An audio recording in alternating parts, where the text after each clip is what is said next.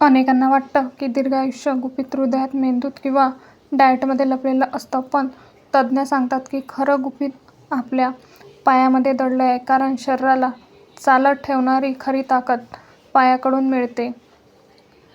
Number 2, 40 नंतर पायाची ताकद हळूहळू कमी व्हायला लागते. पण ती वेळेवर लक्षात आली नाही तर पुढे मोठ्या आजारांची सुरुवात इथूनच होते. हे अनेकांना कळतही नाही. नंबर 3, पाय मजबूत असतील तर माणूस स्वतःच्या पायावर उभा राहतो. पण पाय कमजोर झाले की शरीर आणि मन दोन्ही दुसऱ्यावर अवलंबून होऊ लागतं. नंबर 4, तज्ज्ञ सांगतात की चालण्याचा वेग कमी होणं, वारंवार पाय दुखणं किंवा थकवा येणं ही फक्त वयाची लक्षणं नसून आतून होणाऱ्या कमजोरीचं चिन्ह असतात.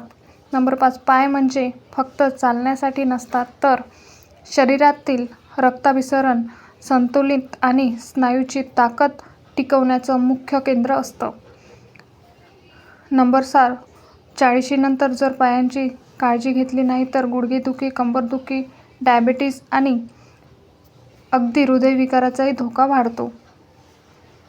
नंबर 7, पायामधील स्नायू कमजोर झाले की शरीराचा समतोल बिघडतो आणि पडण्याची शक्यता वाढते, जी पुढे फ्रॅक्चरपर्यंत जाऊ शकते. नंबर 8, तज्ज्ञ असंही सांगतात की जो माणूस नियमित चालतो त्याचं आयुष्य सरासरी इतरांपेक्षा जास्त निरोगी आणि दीर्घ असतं. नंबर 9, सकाळी उठल्यावर पाय जड वाटणं, टाचांमध्ये दुखणं किंवा चालताना आत्मविश्वास न वाटणं ही इशाऱ्यांची घंटा असू शकते. नंबर 10, पाय कमकुवत झाले की माणूस बाहेर जाणं फिरणं कमी करतो आणि हळूहळू. नंबर 11, तज्ज्ञ सांगतात की पाय मजबूत असतील तर मेंदूही अधिक सक्रिय राहतो.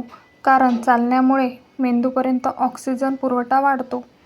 नंबर 12, 40 नंतर बसून राहणारी जीवनशैली पायाची ताकद सर्वात जास्त कमी करते. पण याकडे फारसं कोणी गांभीर्याने पाहत नाही. नंबर 13, पायामधील नसांमध्ये रक्तसाठ कमी झाला तर सुन्नपणा, जळजळ किंवा मुंग्या येण्यासारखी लक्षणं दिसू लागतात. नंबर 14, तज्ज्ञ म्हणतात की पायाची ताकद कमी होणं म्हणजे फक्त स्नायू कमी होणं नाही, तर शरीराची एकूण ऊर्जा कमी होणं आहे. नंबर 15, पाय मजबूत असतील तरच शरीरातील इतर अवयव योग्य प्रकारे काम करू शकतात. कारण चालणं ही नैसर्गिक व्यायामाची सर्वात सोपी पद्धत आहे.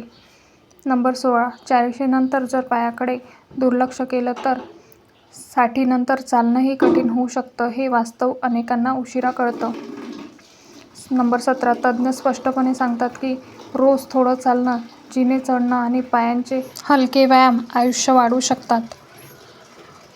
नंबर 18, पाय दुखत असल्यामुळे चालणं टाळणं हा उपाय नसून योग्य मार्गदर्शनाखाली हालचाल करणं हाच खरा उपाय आहे. नंबर 19, पाय मजबूत असले की माणसाचा आत्मविश्वास वाढतो. कारण स्वतः चालता येत ही स्वावलंबनाची सर्वात मोठी निशाणी असते.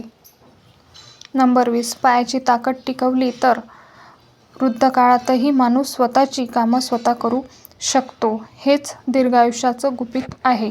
लक्षात ठेवा, दीर्घायुष्याचं गुपित महागड्या औषधात नाही तर रोजच्या छोट्या छोट्या चालण्यात आहे. जर हा व्हिडिओ तुम्हाला उपयुक्त वाटला असेल तर नक्की शेअर करा. कारण कदाचित कुणाचं तरी आयुष्य एकाच माहितीने बदलू शकतं.